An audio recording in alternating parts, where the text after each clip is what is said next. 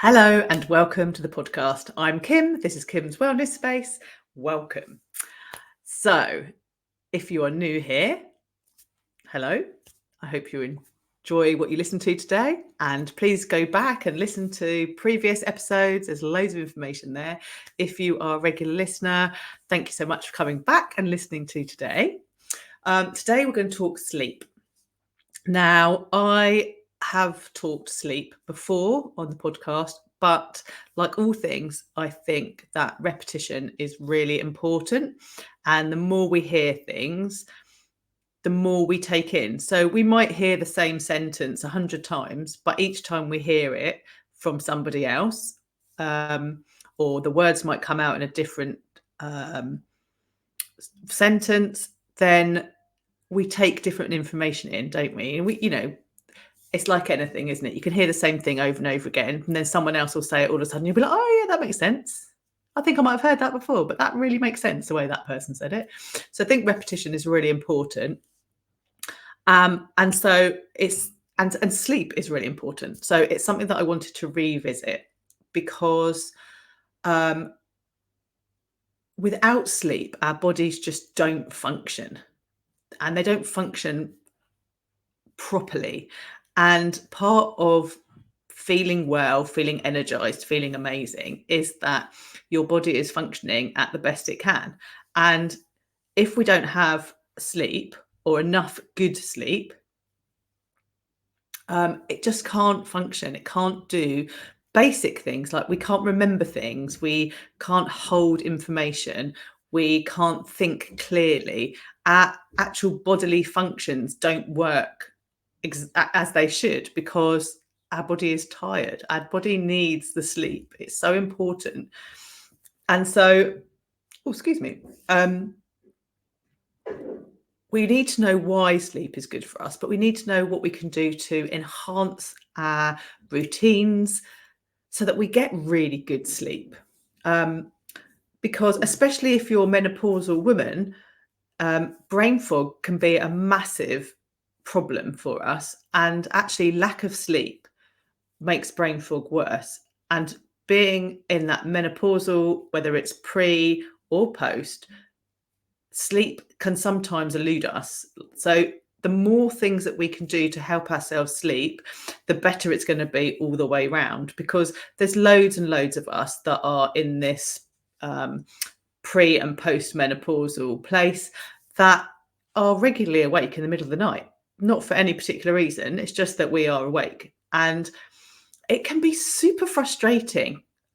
But if you get frustrated with it, it gets worse, because it's like anything. When you get agitated, your body reacts in different ways, and then you're never going to be able to sleep, are you? And there's different ways of dealing with that.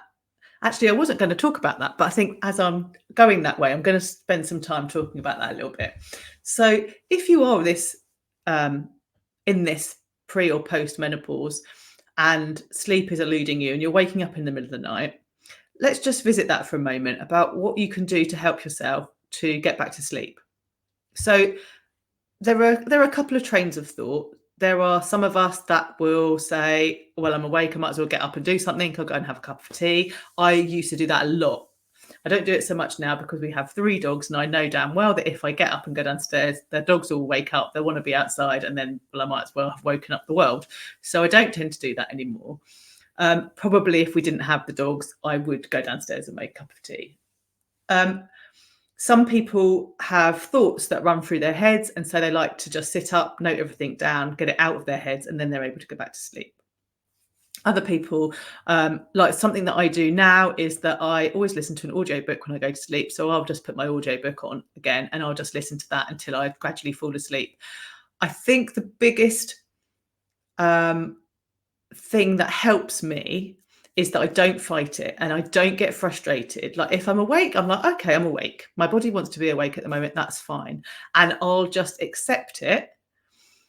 And if I drift back off to sleep, amazing. And if I'm just laying, listening to my audiobook and I don't go back to sleep, that's also fine. It's not a problem. It doesn't happen all the time. But as soon as we get frustrated and as soon as we try and fight it and as soon as we try and make ourselves go back to sleep, it doesn't work. Sleep doesn't come. I read a really good article a couple of years ago now, that said that actually back when we were cavemen, it was very normal, before we had watches, before we had all the constraints of time and date and calendar, and we were controlled into doing all these things that we should be doing, when we were just living much more naturally with the world, getting up when the sun got up, going to bed when the sun goes down, that kind of thing, that actually everybody woke up at about 2-3 o'clock and were awake for a while. And it was a social thing, and people would eat and drink and chat and do all the social things that people do. And then they'd go back to sleep again for a few hours. And when I read that, I thought, oh, that's really interesting, because the more that I live my life without the man-made things, and the more I live my life in tune with the moon cycle, getting up with sunrise, starting to wind down when the sun goes down, the more I do that, the more I find that my body, it's not going backwards, but it is recognizing those natural things that are just built into us, that we, it's just a primal thing, I guess. And so I did go through quite a long period of time of waking up at 3 o'clock in the morning. And I was like, okay, well, fine. Maybe my body just thinks that I should be up having something to eat and chatting, and that's fine. So I don't think my husband would appreciate it if I'd got up and cooked a full meal and wanted to chat to him. But definitely by just taking the pressure off myself and going, okay, well, this is just normal. This is what I'm supposed to be doing. I'll just listen to a book until I fall back to sleep. I found that I went back to sleep really much easier. It was really interesting. So if you're someone that has experiencing that and find that you're getting frustrated, just allow yourself to go with it. Just take that frustration away. Just think, okay, I'm awake. It's fine. This is what my body wants to be doing. And then you'll hopefully, because you've removed that trying so hard, you'll find that you do actually just naturally go to sleep. So what can we do to help ourselves get a really good night's sleep? Well, one of the things we can do is to go to bed at the same time every night and get up at the same time in the morning, regardless of the sleep in between, which can be quite hard to start with, especially if you want to be getting up with sunrise, or maybe you're just going back to work and your work hours, you have to be at work early, so you've got to get up, say, at 5 o'clock. Let's use that as an example. It's going to be difficult to start with. The first week or so, your body is not going to like you, but it will get used to it, and it will get used to it relatively quickly if you stick at it, so that every night you go to bed at the same time and every morning you're up at the same time. And I'm sure you've heard of Mel Robbins and her 5-4-3-2-1, but actually that really works. Your alarm goes off, you count yourself down, and you get up and out of bed. You don't think about it. And that really helps, that, oh, I'll just stay here a little bit longer, or I'll just press snooze. Although it feels lovely in that moment, it doesn't help us at all. Our body likes to have the regular up and getting up and going to bed. That really helps us regulate our circadian rhythm. The other thing that really helps is sunlight. And we've talked about this so much before, I know, but getting out, getting that sunshine on your face, going into your eyes, not staring at the sunshine and blinding yourself, but just being outside so that sunlight is going in your eyes. That sends a signal to your brain so that your sleep hormone stops and your waking up hormone starts. That's very simplistic, but that's basically what happens. And so if you can do that every day, then that also helps your circadian rhythm. So you're getting in that rhythm. Your body knows, okay, this is my cue for being awake, or this is my cue for going to sleep. And that helps that rhythm, so that in the end, you don't really have to think about it. Your body already knows what's coming, and it's getting itself settled down. One of the other things, that the biggest thing that I did that really helped my sleep, was to get an eye mask. And I've always been someone that likes it when it's really dark. I'm not very good at sleeping if it's bright. And where we live, we don't have any light pollution, so the nights are dark, apart from when it's like full moon. And then the full moon can be so bright, it's like someone has turned a light on. And also in this day and age, we have, all the Alexas and alarm clocks and different things. So they all have that blue light. So actually, there can be quite a lot of light in your bedroom. So for me, putting an eye mask on is another layer of telling my brain it's nighttime, I'm going to sleep now. Another great way of really helping this is like not having a mobile phone next to your bed and not scrolling before you go to sleep. We want to do all of those things to start ourselves feeling really cozy and snuggly, and so that our body knows, oh yeah, this is bedtime, and we're slowing down. So they say, don't they, a good hour before you go to bed, get rid of the phone so that your brain stops having that particular light going in, and it knows that sleep is coming. And then I always plug my phone in away from me, and then I put my eye mask on, I turn on my audiobook, and my brain knows that I'm going to sleep. And I very rarely listen to my book very long now these days. And I have to tell you, I love Harry Potter. Like, I'm a huge Harry Potter fan. So I have all the Harry Potter books downloaded, and I listen to them one after another on repeat. So at the moment, I think I am listening to The Goblet of Fire. But I love that because I really like the story. I like listening to the audiobook, but also I know that if I fall asleep, it doesn't matter because I know the story. I know what happens. And so the next night I can just press play and off it goes. And it doesn't matter if there's, I fell asleep in a little bit of it because I haven't missed it. I've listened to it before. And I go all the way through, and when I get to the last book, and then I start again on book one and off I go again. It just works so well. I know it probably sounds a bit weird to some of you, but it just works for me. And that's the thing, isn't it? You've got to do what works for you. I know people that listen to rain sounds to help them relax and go to sleep. I know other people that like meditations. I actually tried to do a sleeping meditation.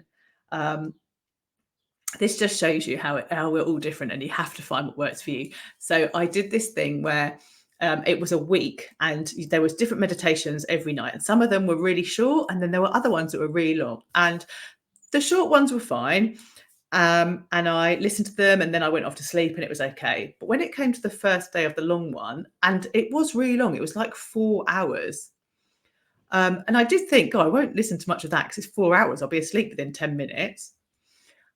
But it was like the first 20 minutes was just repeated over and over and over and over again, which it doesn't really matter, does it? You wouldn't think that was a big thing because I'm going to be asleep, aren't I? But actually, my brain was listening, and it woke me up because I was thinking, I've already heard this. It's repeating what I've already heard, and I had to turn it off because it actually kept me awake.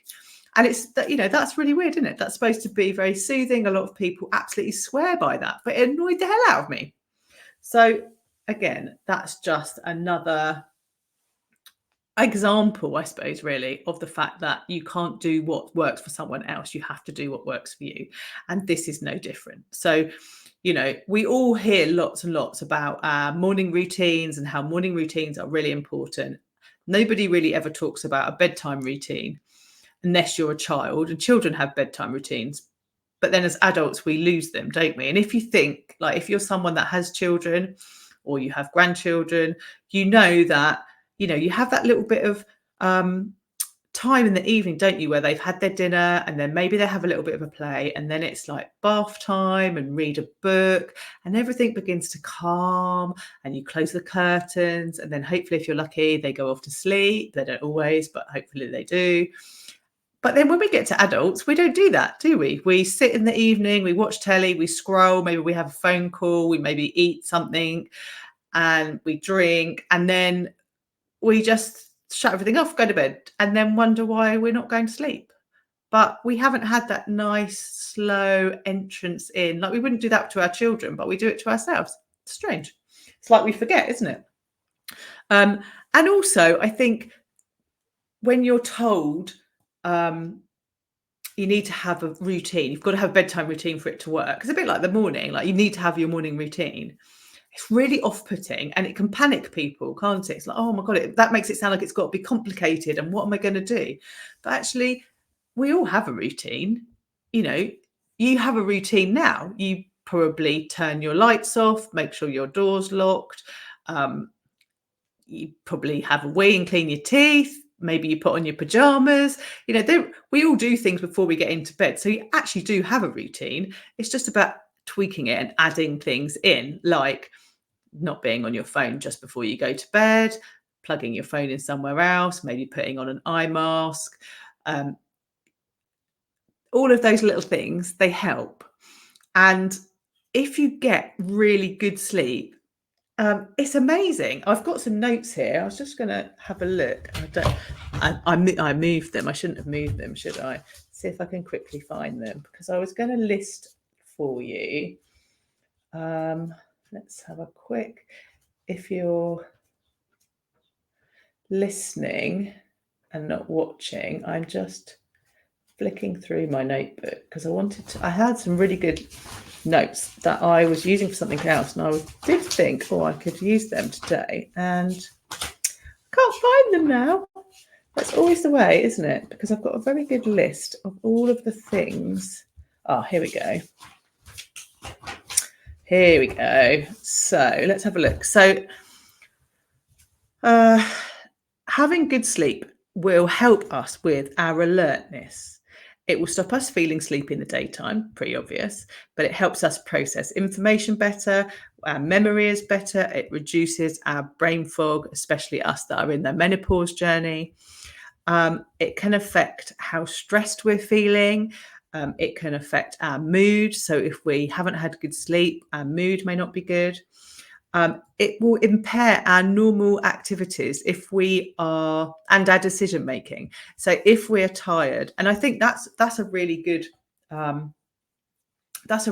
point to think. So if you are on a weight loss journey, say for example, then really good sleep is going to be so beneficial to you, because if you wake up having had a good sleep, you will make good decisions. So if you're planning to do a workout in the morning and you've had a really good night's sleep, you definitely will be doing that workout and you'll be giving it your all, which then makes you feel good. Then you'll make good food choices. You're probably more likely to keep to your plan, and everything just works really well. If you are tired because you have had broken sleep, or you've had a few days of not very good sleep, you will find that it'll be harder for you to get up in the morning. You may not do that workout because you're being a bit tired, or if you do it, you don't really give it your all.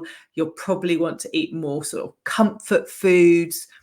And so you can see that your day will take a different direction to if you've had really good sleep. Now, if you are a parent with really young children and you're listening to this, then I appreciate that you probably are not getting really good sleep because your children may be keeping you up.